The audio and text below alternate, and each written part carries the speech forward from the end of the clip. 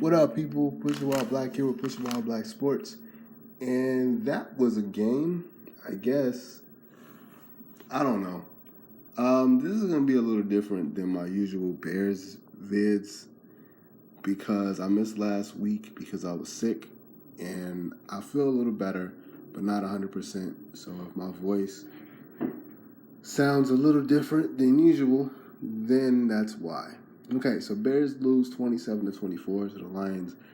And I don't really know how to feel. The Lions aren't that real to me. They're talented, but they aren't consistent. This was a winnable game for them, just as Green Bay was. This was also a losable game for them, just as Green Bay was. Okay? So, Trubisky played okay. Howard ran for 125 yards and a touchdown. Cohen had more touches than last week. And the Bears defense had a turnover. Bears had a chance to win. Connor Barth missed the field goal badly. As soon as it left his foot, everybody knew it was going to go bad.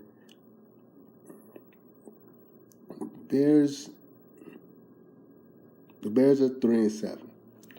Okay, so if you follow my vlogs on my channels, I do Bulls vids also.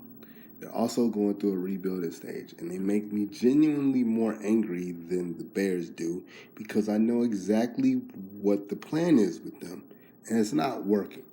I know what management wants to do. I know what the coach wants to do and what he wants to run, and it's not working.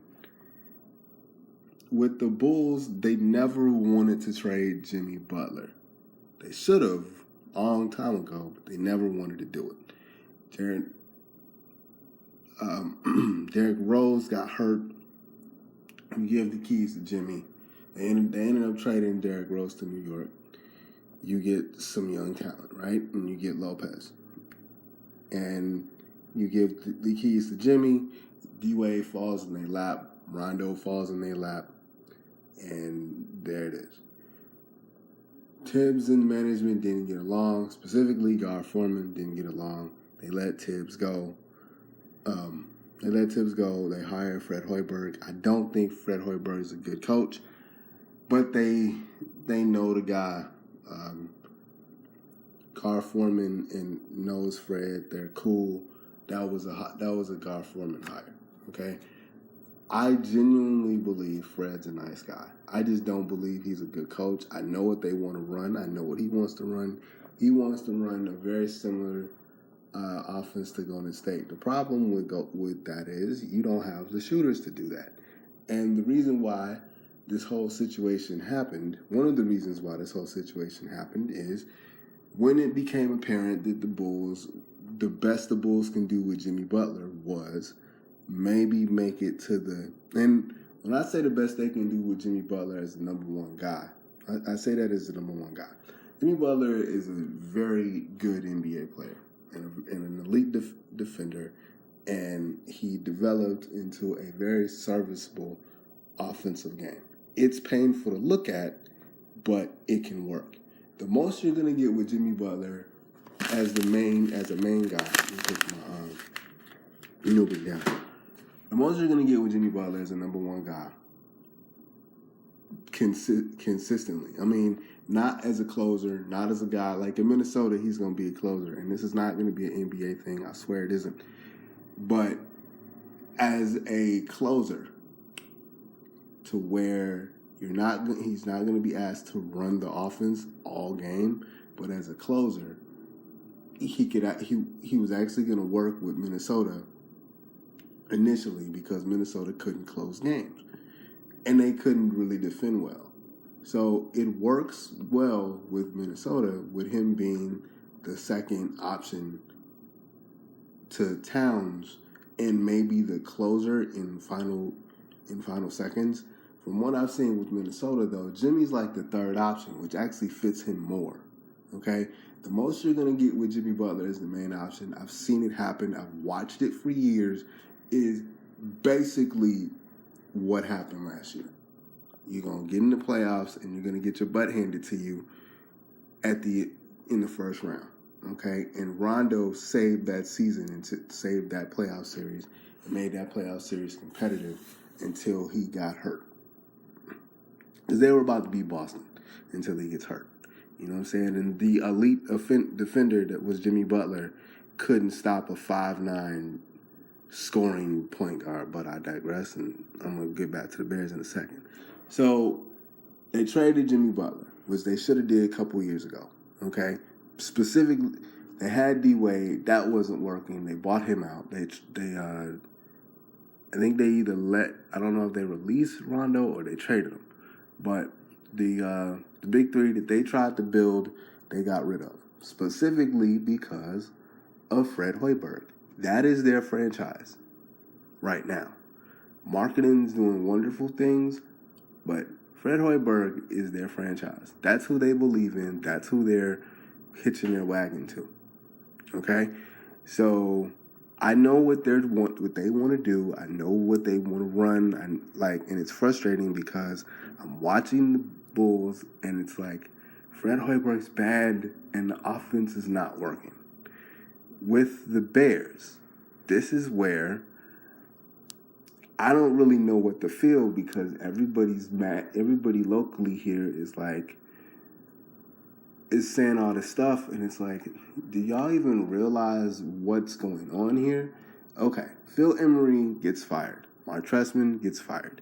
You get a hot commodity in a hot shot young GM in Ryan Pace from the Saints, right?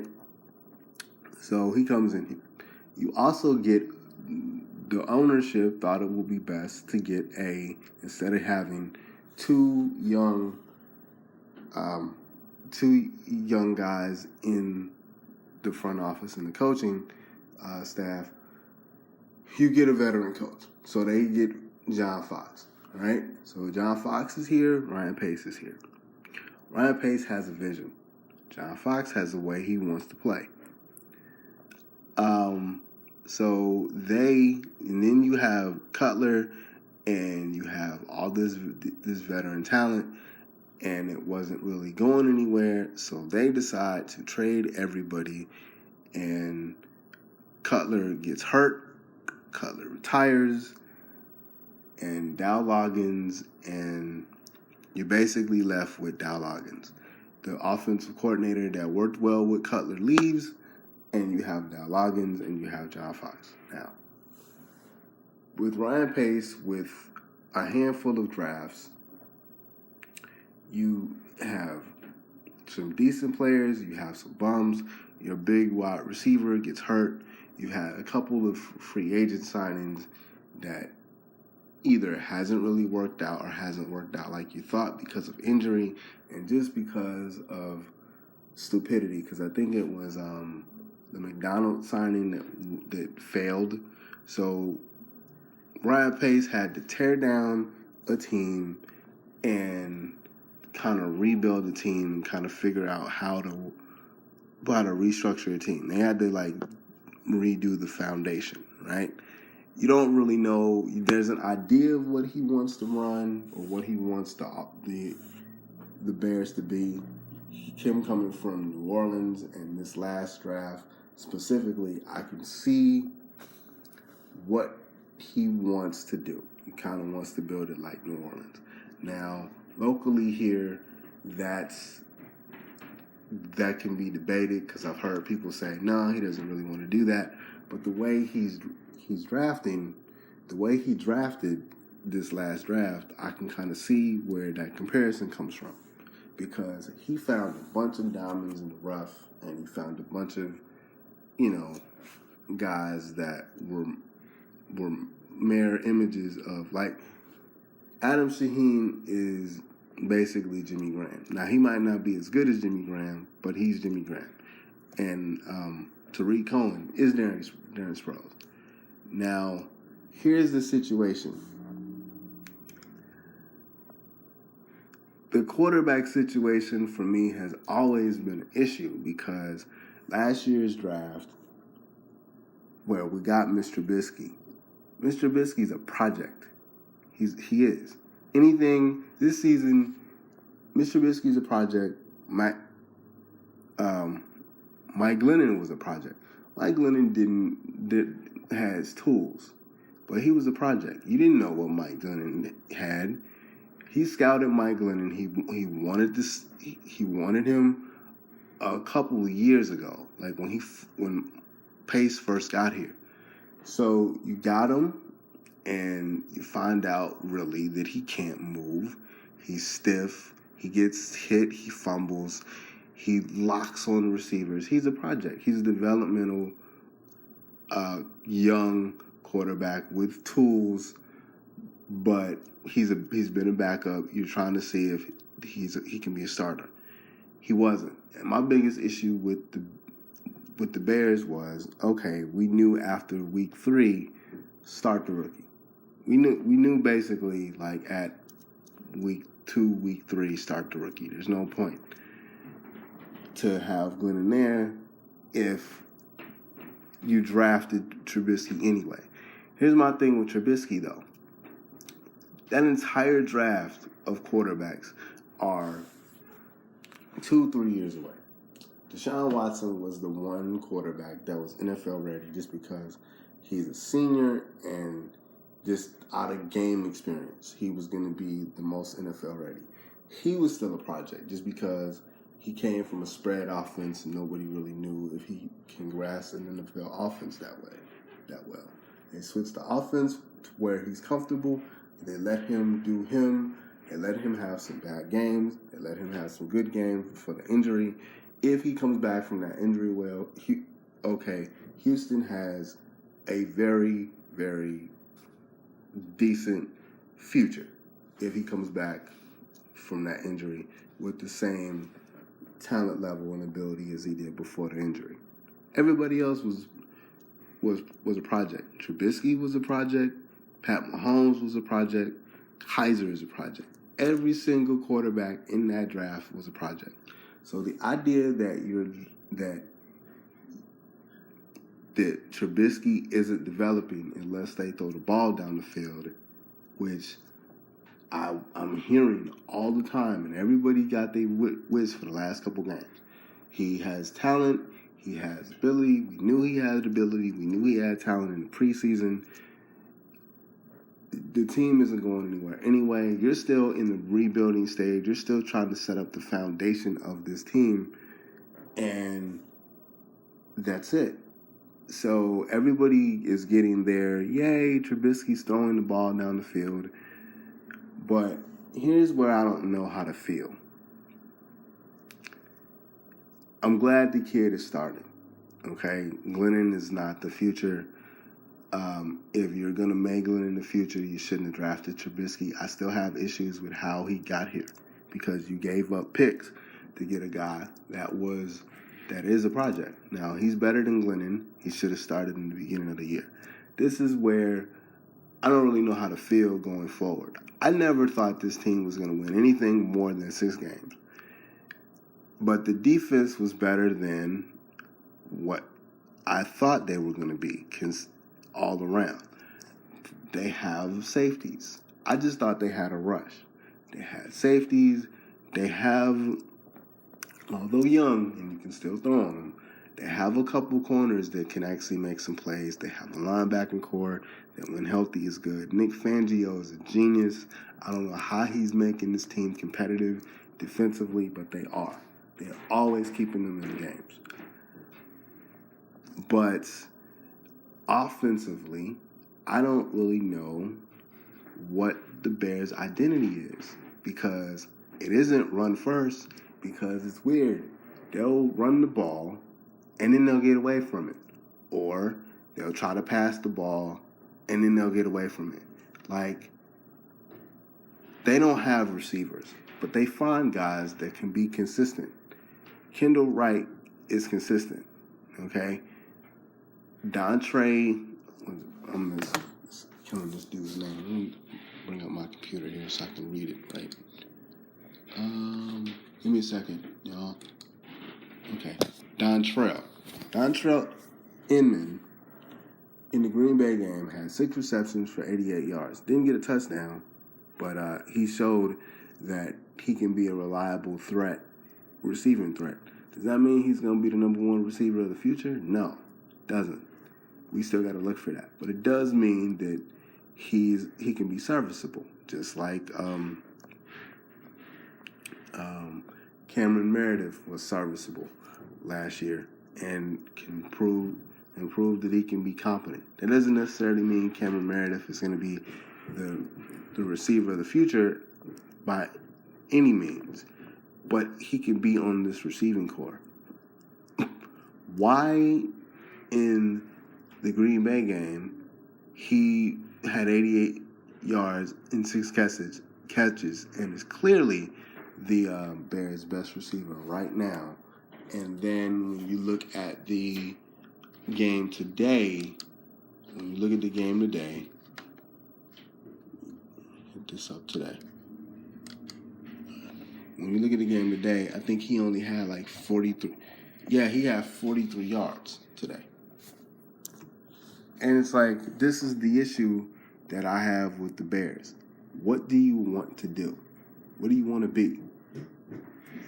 And two, after the Green Bay game, because I honestly thought that if the Bears, because the Bears were 3-5 when the Green Bay game happened, and I figured, okay, and the Green Bay was I think 4-5. They were 4-5. We were 3. They were 4-5. Bears were 3-6. Okay, so if the Bears were 3-5. So if the Bears won, then the Bears would be 4-5, and then Minnesota's in there. So you got Green Bay, and then you got Detroit. So if you beat Green Bay, then people are like, okay, maybe the Bears have an opportunity to go to a wild card, maybe the defense can carry them to the playoffs and see what happens. But that didn't happen at all. The Bears lose. So, the Bears lose basically because of stupidity and not blitzing and not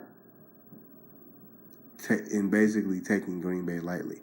Brett Hundley is a developmental quarterback, and he had a very nice game against the Bears. Now, we're so used to Aaron Rodgers, being so awesome, and we're so used to Green Bay not really having household names as far as like the receiving core. But I'm sorry, Green Bay is better than us. Now, the quarterback situation is different because Mitch Trubisky's better than Brent Hundley, but Brent Hundley did his job last week. So this week, when the Bears are 3-6, I wasn't expecting them to do anything with the Lions, but this is what the Bears are.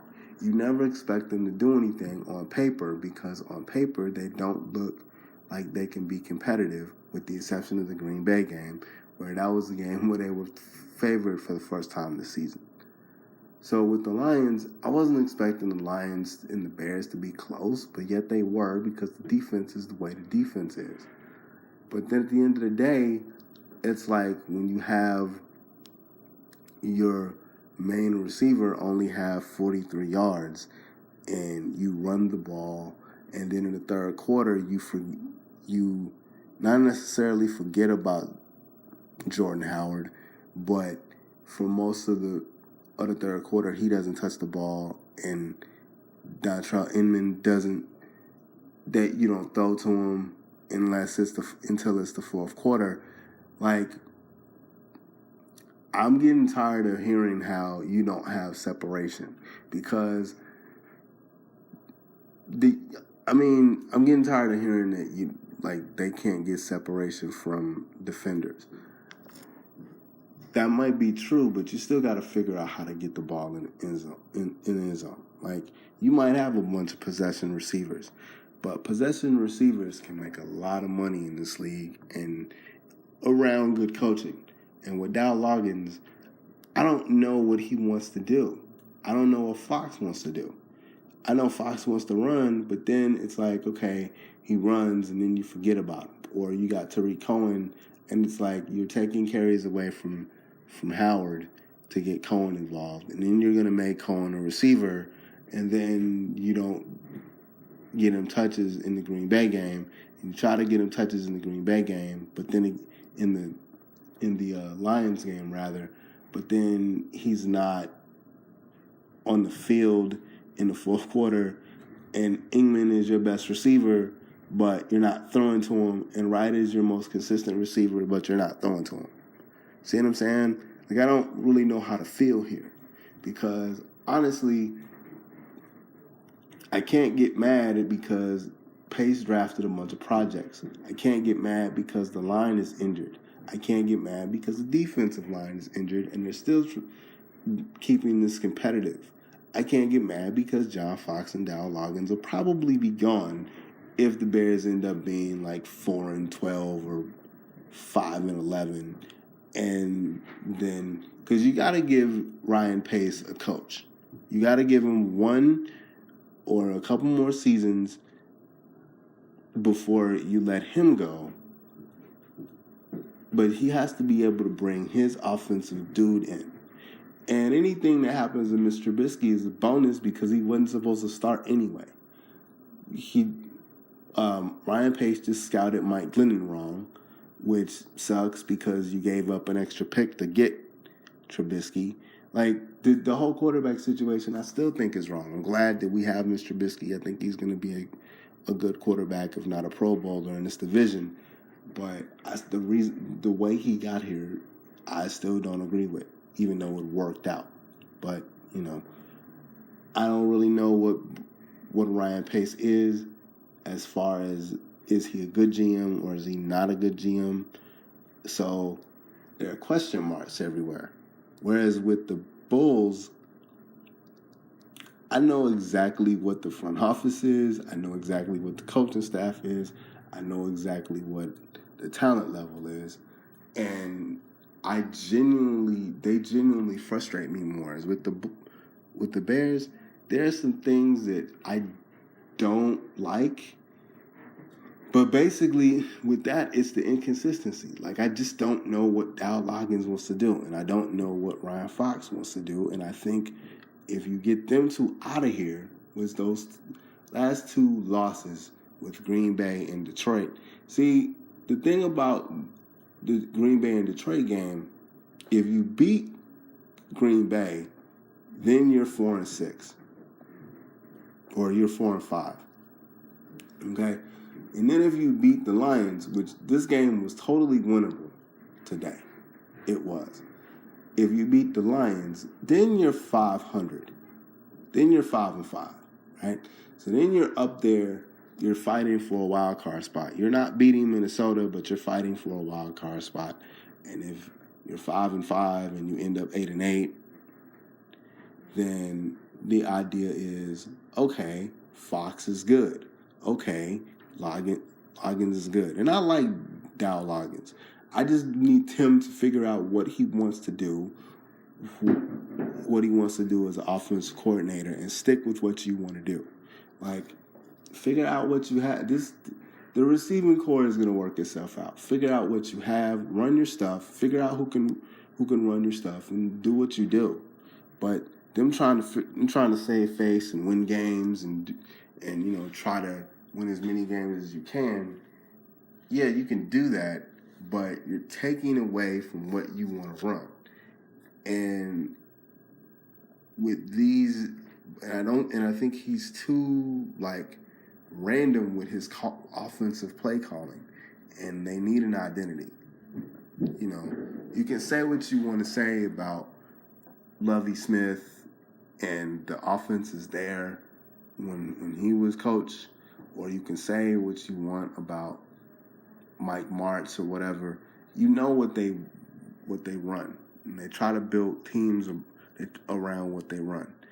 And it's just with this, you have a Pro Bowl running back. Use him, okay?